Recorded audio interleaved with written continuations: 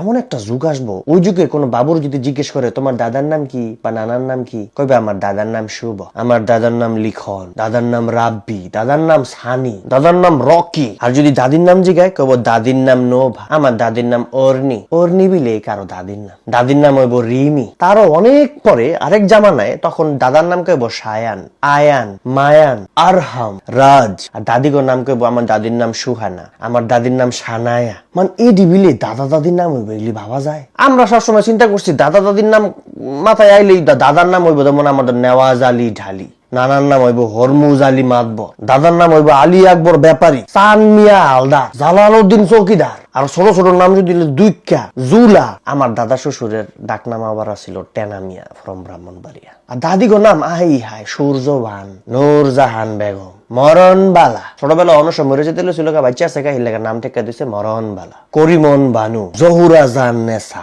মানে এরকম নাম হইব দাদিদের নাম। দাদির নাম কে বলবো? অর্নি। তারপর গ্রামগঞ্জে সবাই তো না আধুনিক নাম। একামলে তো মনে করেন কি ওর খেতে তেন যদি টমেটো, বেগুন, আউক এগুলি চুরি হইতো, গাছের তেন যদি বড় আম চুরি হইতো, কি কইতো যে ওই লাল মিয়ার নাতি আউক গুলি চুরি করে লাইছে, দুইখার নাতি টমেটো গুলো সব লয়ে গেছে। মানে এরকম নাম। অথচ একটা জামানা আইব তখন ক্ষেতের তার নিচে চুরি মুড়ি এলে কেবো কে রে কেবো শুভর নাতি দেওস না। মানে কারো দাদার নাম শুভ হয় কেমনে? এটি কি আমি ভাবি না আপনারাও কেউ কেউ ভাবেন যে একামলে দাদা